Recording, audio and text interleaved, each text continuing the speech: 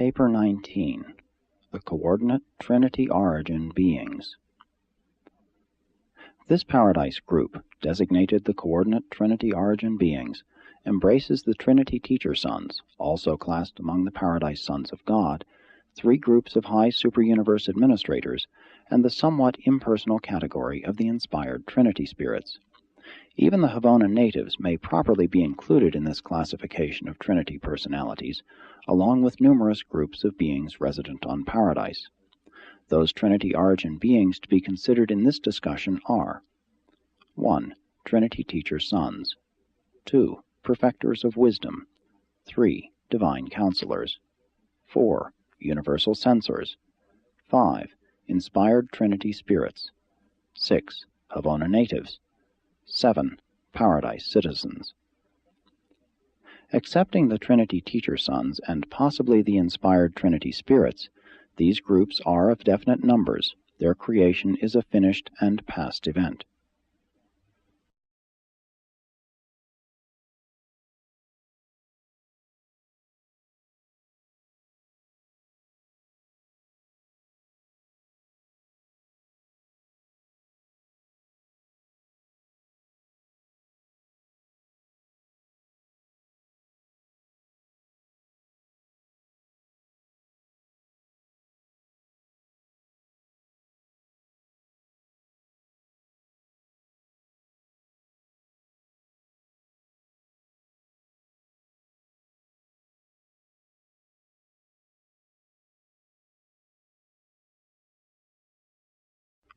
(1) The Trinity Teacher Sons. Of all the high orders of celestial personalities revealed to you, the Trinity Teacher Sons alone act in a dual capacity. By origin of Trinity nature, in function they are almost wholly devoted to the services of divine sonship. They are the liaison beings who bridge the universe gulf between Trinity and dual origin personalities. While the stationary sons of the Trinity are of completed numbers, the teacher sons are constantly increasing. What the final number of teacher sons will be, I do not know. I can, however, state that, at the last periodic report to Uversa, the Paradise records indicated 21,1,624,821 of these sons in service. These beings are the only group of the sons of God revealed to you whose origin is in the Paradise Trinity. They range the central and super-universes, and an enormous core is assigned to each local universe.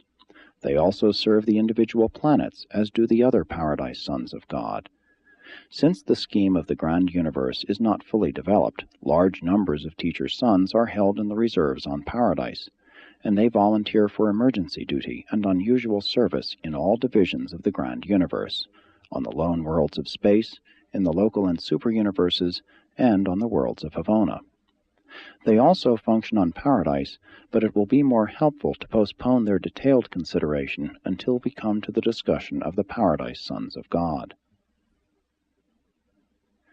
In this connection, however, it may be noted that teacher sons are the supreme coordinating personalities of Trinity origin. In such a far-flung universe of universes, there is always great danger of succumbing to the error of the circumscribed viewpoint, to the evil inherent in a segmentalized conception of reality and divinity. For example, the human mind would ordinarily crave to approach the cosmic philosophy portrayed in these revelations by proceeding from the simple and the finite to the complex and the infinite, from human origins to divine destinies. But that path does not lead to spiritual wisdom. Such a procedure is the easiest path to a certain form of genetic knowledge, but at best it can only reveal man's origin. It reveals little or nothing about his divine destiny. Even in the study of man's biologic evolution on Urantia, there are grave objections to the exclusive historic approach to his present-day status and his current problems. The true perspective of any reality problem, human or divine, terrestrial or cosmic, can be had only by the full and unprejudiced study and correlation of three phases of universe reality: origin, history, and destiny. The proper understanding of these three experiential realities affords the basis for a wise estimate of the current status. When the human mind undertakes to follow the philosophic technique of starting from the lower to approach the higher, whether in biology or theology, it is always in danger of committing four errors of reasoning. 1. It may utterly fail to perceive the final and completed evolutionary goal of either personal attainment or cosmic destiny. 2. It may commit the supreme philosophical blunder of oversimplifying cosmic evolutionary experiential reality, thus leading to the distortion of facts, to the perversion of truth, and to the misconception of destinies. 3. The study of causation is the perusal of history, but the knowledge of how a being becomes does not necessarily provide an intelligent understanding of the present status and true character of such a being. 4. History alone fails adequately to reveal future development, destiny. Finite origins are helpful, but only divine causes reveal final effects. Eternal ends are not shown in time beginnings. The present can be truly interpreted only in the light of the correlated past and future. Therefore, because of these and for still other reasons, do we employ the technique of approaching man and his planetary problems by embarkation on the time-space journey from the infinite, eternal, and divine paradise source and center of all personality reality and all cosmic existence. 2. The Perfectors of Wisdom.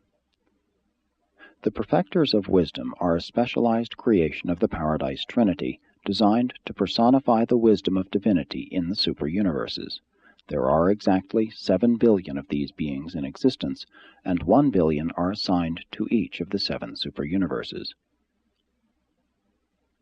In common with their coordinates, the divine counselors and the universal censors, the Perfectors of Wisdom pass through the wisdom of Paradise, of Havona, and except for Divinington, of the Father's Paradise spheres. After these experiences, the Perfectors of Wisdom were permanently assigned to the service of the Ancients of Days. They serve neither on Paradise nor on the worlds of the Paradise-Havona circuits. They are wholly occupied with the administration of the superuniverse governments. Wherever and whenever a Perfector of Wisdom functions, there and then divine wisdom functions. There is actuality of presence and perfection of manifestation in the knowledge and wisdom represented in the doings of these mighty and majestic personalities. They do not reflect the wisdom of the Paradise Trinity. They are that wisdom. They are the sources of wisdom for all teachers in the application of universe knowledge. They are the fountains of discretion and the wellsprings of discrimination to the institutions of learning and discernment in all universes. Wisdom is twofold in origin, being derived from the perfection of divine insight inherent in perfect beings, and from the personal experience acquired by evolutionary creatures. The Perfectors of Wisdom are the divine wisdom of the paradise perfection of deity insight. Their administrative associates on Uversa, the mighty messengers, those without name and number, and those high in authority, when acting together, are the universe wisdom of experience. A divine being can have perfection of divine knowledge. An evolutionary mortal can sometime attain perfection of ascendant knowledge. But neither of these beings alone exhausts the potentials of all possible wisdom. Accordingly, whenever in the conduct of the superuniverse it is desired to achieve the maximum of administrative wisdom, these perfectors of the wisdom of divine insight are always associated with those ascendant personalities who have come up to the high responsibilities of superuniverse authority through the experiential tribulations of evolutionary progression. The Perfectors of Wisdom will always require this complement of experiential wisdom for the completion of their administrative sagacity. But it has been postulated that a high and hitherto unattained level of wisdom may possibly be achieved by the Paradise Finalators after they are sometime inducted into the 7th stage of spirit existence. If this inference is correct, then would such perfected beings of evolutionary ascent undoubtedly become the most effective universe administrators ever to be known in all creation. I believe that such is the high destiny of Phenaliters. The versatility of the perfecters of wisdom enables them to participate in practically all of the celestial services of the ascendant creatures. The perfecters of wisdom and my order of personality, the divine counselors, together with the universal censors, constitute the highest orders of beings who may and do engage in the work of revealing truth to the individual planets and systems, whether in their earlier epochs or when settled in light and life. From time to time we all make contact with the service of the ascending mortals, from an initial life planet on up through a local universe and the superuniverse, particularly the latter.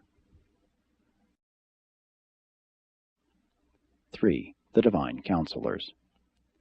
These Trinity-Origin beings are the counsel of deity to the realms of the 7 superuniverses. They are not reflective of the divine counsel of the Trinity. They are that counsel. There are 21 billion counselors in service, and 3 billion are assigned to each superuniverse.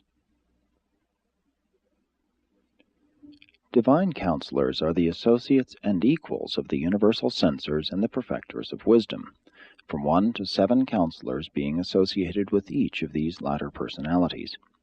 All 3 orders participate in the government of the Ancients of Days, including major and minor sectors, in the local universes and constellations, and in the councils of the local system sovereigns. We act as individuals, as I do in inditing this statement, but we also function as a trio whenever the occasion requires. When we act in an executive capacity, always there are associated together a perfecter of wisdom, a universal censor, and from 1 to 7 divine counselors. 1 perfecter of wisdom, 7 divine counselors, and 1 universal censor constitute a tribunal of Trinity divinity, the highest mobile advisory body in the universes of time and space. Such a group of 9 is known either as a fact-finding or as a truth-revealing tribunal, and when it sits in judgment upon a problem and renders a decision, it is just as if an Ancient of Days had adjudicated the matter, for in all the annals of the superuniverses such a verdict has never been reversed by the Ancients of Days. When the 3 Ancients of Days function, the Paradise Trinity functions. When the Tribunal of 9 arrives at a decision following its united deliberations, to all intents and purposes the Ancients of Days have spoken. And it is in this manner that the Paradise rulers make personal contact in administrative matters and governmental regulation with the individual worlds, systems, and universes. Divine counselors are the perfection of the divine counsel of the Paradise Trinity. We represent, in fact are, the counsel of perfection. When we are supplemented by the experiential counsel of our associates, the perfected and Trinity-embraced beings of evolutionary ascent, our combined conclusions are not only complete, but replete. When our united counsel has been associated, adjudicated, confirmed, and promulgated by a universal censor, it is very probable that it approaches the threshold of universal totality. Such verdicts represent the nearest possible approach to the absolute attitude of deity, within the time-space limits of the situation involved and the problem concerned. 7 divine counselors in liaison with the trinitized evolutionary trio, a mighty messenger, 1 high in authority, and 1 without name and number, represent the nearest superuniverse approach to the union of the human viewpoint and the divine attitude on near paradisiacal levels of spiritual meanings and reality values. Such close approximation of the united cosmic attitudes of the creature and the Creator is only surpassed in the Paradise Bestowal Sons, who are, in every phase of personality experience, God and man.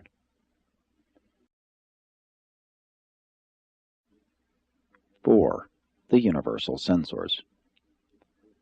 There are exactly 8 billion universal censors in existence. These unique beings are the judgment of deity. They are not merely reflective of the decisions of perfection. They are the judgment of the Paradise Trinity. Even the Ancients of Days do not sit in judgment, except in association with the universal censors. 1 censor is commissioned on each of the billion worlds of the central universe, being attached to the planetary administration of the resident Eternal of Days. Neither perfecters of wisdom nor divine counselors are thus permanently attached to the Havona administrations, nor do we altogether understand why universal censors are stationed in the central universe. Their present activities hardly account for their assignment in Havona, and we therefore suspect that they are there in anticipation of the needs of some future universe age in which the Havona population may partially change. 1 billion censors are assigned to each of the 7 superuniverses, both in an individual capacity and in association with perfecters of wisdom and divine counselors. They operate throughout all divisions of the 7 superuniverses. Thus, the censors act on all levels of the grand universe, from the perfect worlds of Havona to the councils of the system sovereigns, and they are an organic part of all dispensational adjudications of the evolutionary worlds. Whenever and wherever a universal censor is present, then and there is the judgment of deity. And since the censors always render their verdicts in liaison with perfecters of wisdom and divine counselors, such decisions embrace the united wisdom, counsel, and judgment of the Paradise Trinity. In this juridical trio, the perfecter of wisdom would be the I was, the divine counselor the I will be, but the universal censor is always I am. The censors are universe-totaling personalities. When 1,000 witnesses have given testimony, or 1,000,000, when the voice of wisdom has spoken, and the counsel of divinity has recorded, when the testimony of ascendant perfection has been added, then the censor functions, and there is immediately revealed an unerring and divine totaling of all that has transpired. And such a disclosure represents the divine conclusion, the sum and substance of a final and perfect decision. Therefore, when a censor has spoken, no one else may speak, for the censor has depicted the true and unmistakable total of all that has gone before. When he speaks, there is no appeal. Most fully do I understand the operation of the mind of a perfecter of wisdom, but I certainly do not fully comprehend the working of the adjudicating mind of a universal censor. It appears to me that the censors formulate new meanings and originate new values from the association of the facts, truths, and findings presented to them in the course of an investigation of universe affairs. It seems probable that the universal censors are able to bring forth original interpretations of the combination of perfect creator insight and the perfected creature experience. This association of paradise perfection and universe experience undoubtedly eventuates a new value in ultimates. But this is not the end of our difficulties regarding the working of the minds of the universal censors. Having made due allowances for all that we know or conjecture about the functioning of a censor in any given universe situation, we find that we are still unable to predict decisions or to forecast verdicts. We very accurately determine the probable result of the association of creator attitude and creature experience, but such conclusions are not always accurate forecasts of censor disclosures. It seems likely that the censors are in some manner in liaison with the deity absolute. We are otherwise unable to explain many of their decisions and rulings. Perfecters of wisdom, divine counselors, and universal censors, together with the 7 orders of Supreme Trinity personalities, constitute those 10 groups which have been sometimes designated stationary sons of the Trinity. Together they comprise the grand corps of Trinity administrators, rulers, executives, advisors, counselors, and judges. Their numbers slightly exceed 37 billion. 2,070,000,000 are stationed in the central universe, and just over 5 billion in each superuniverse. It is very difficult to portray the functional limits of the stationary sons of the Trinity. It would be incorrect to state that their acts are finite limited, for there are transactions of superuniverse record which indicate otherwise. They act on any level of universe administration or adjudication that may be required by time-space conditions and that pertains to the past, present, and future evolution of the Master Universe. 5. Inspired Trinity Spirits. I will be able to tell you very little concerning the inspired Trinity Spirits, for they are one of the few wholly secret orders of beings in existence. Secret, no doubt, because it is impossible for them fully to reveal themselves even to those of us whose origin is so near the source of their creation. They come into being by the act of the Paradise Trinity, and may be utilized by any one or two of the deities, as well as by all three. We do not know whether these spirits are of completed numbers or are constantly increasing, but we incline to the belief that their number is not fixed. We fully understand neither the nature nor the conduct of the inspired spirits. They may possibly belong to the category of superpersonal spirits. They seem to operate over all known circuits and appear to act well-nigh independently of time and space. But we know little about them except as we deduce their character from the nature of their activities, the results of which we certainly observe here and there in the universes. Under certain conditions, these inspired spirits can individualize themselves sufficiently for recognition by beings of Trinity origin. I have seen them, but it would never be possible for the lower orders of celestial beings to recognize one of them. Certain circumstances also arise from time to time in the conduct of the evolving universes, in which any being of Trinity origin may directly employ these spirits in the furtherance of his assignments. We therefore know that they exist, and that under certain conditions we may command and receive their assistance, sometimes recognize their presence. But they are not a part of the manifest and definitely revealed organization entrusted with the conduct of time-space universes before such material creations are settled in light and life. They have no clearly discernible place in the present economy or administration of the evolving seven superuniverses. They are a secret of the Paradise Trinity. The Melchizedeks of Nebadon teach that inspired Trinity spirits are destined, sometime in the eternal future, to function in the places of the solitary messengers, whose ranks are slowly but certainly being depleted by their assignment as associates of certain types of trinitized sons. The inspired spirits are the solitary spirits of the universe of universes. As spirits, they are very much like the solitary messengers, except that the latter are distinct personalities. We obtain much of our knowledge of the inspired spirits from the solitary messengers, who detect their nearness by virtue of an inherent sensitivity to the presence of the inspired spirits, which functions just as unfailingly as a magnetic needle points to a magnetic pole.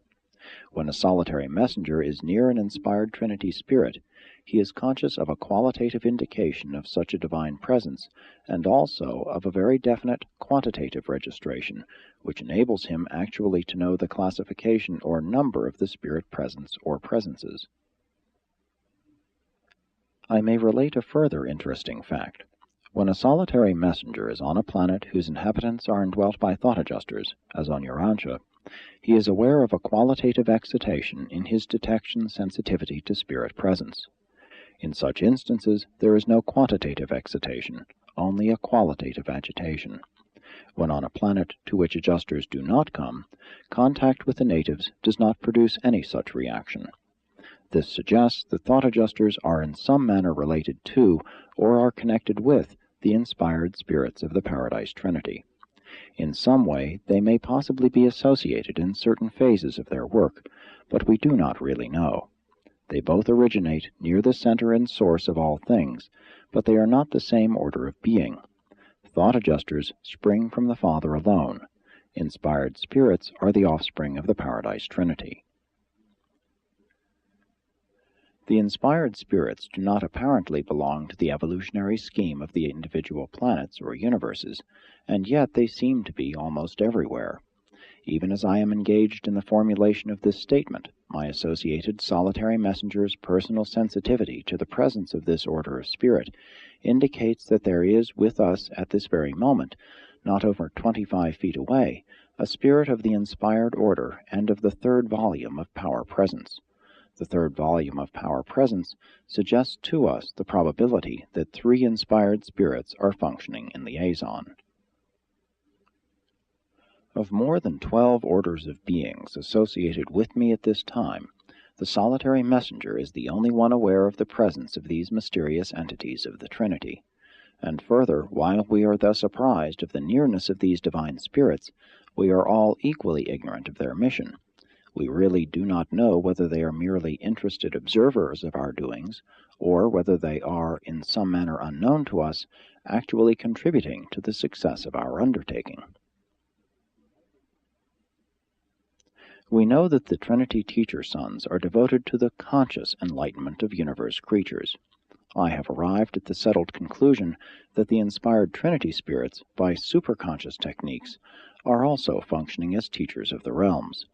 I am persuaded that there is a vast body of essential spiritual knowledge, truth indispensable to high spiritual attainment, which cannot be consciously received. Self-consciousness would effectively jeopardize the certainty of reception. If we are right in this concept, and my entire order of being shares it, it may be the mission of these inspired spirits to overcome this difficulty, to bridge this gap in the universal scheme of moral enlightenment and spiritual advancement. We think that these two types of Trinity-Origin teachers effect some kind of liaison in their activities, but we do not really know.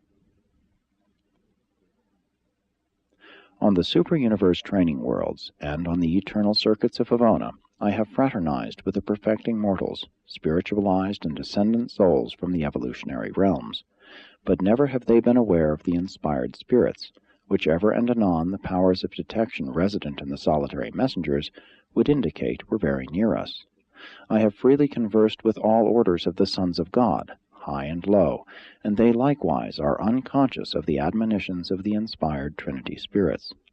They can and do look back in their experiences and recount happenings which are difficult to explain if the action of such spirits is not taken into account. But excepting solitary messengers, and sometimes Trinity-Origin beings, none of the celestial family have ever been conscious of the nearness of the inspired spirits. I do not believe the inspired Trinity spirits are playing hide-and-seek with me. They are probably trying just as hard to disclose themselves to me as I am to communicate with them.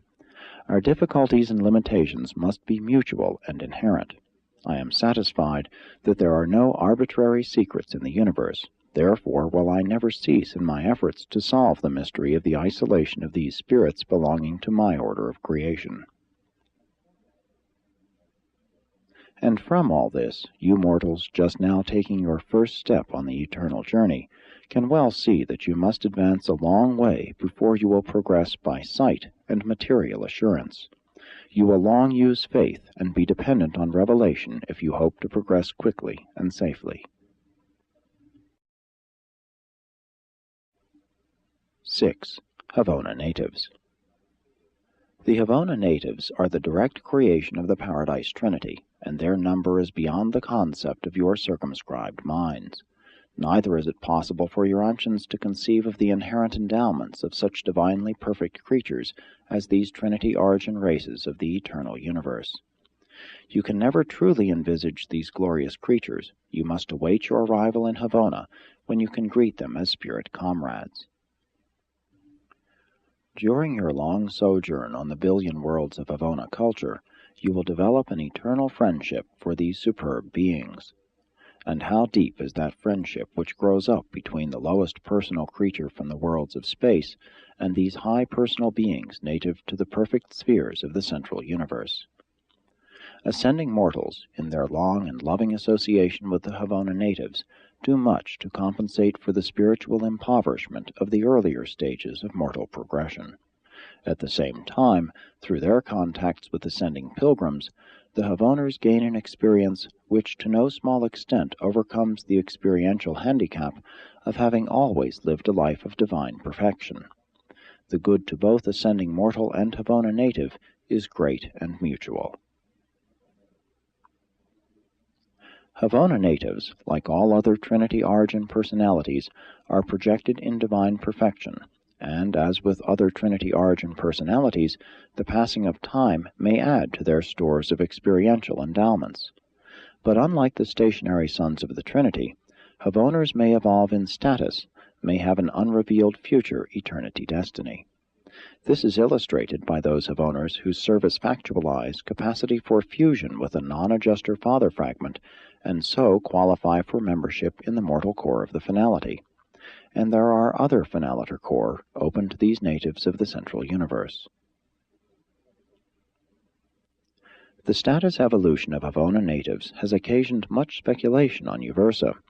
Since they are constantly filtering into the several paradise core of the finality, and since no more are being created, it is apparent that the number of natives remaining in Havona is constantly diminishing.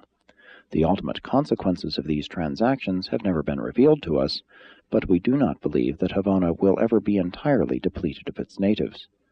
We have entertained the theory that Havoners will possibly cease entering the finaliter core sometime during the ages of the successive creations of the outer space levels. We have also entertained the thought that in these subsequent universe ages, the central universe may be peopled by a mixed group of resident beings, a citizenship consisting only in part of the original Havona natives.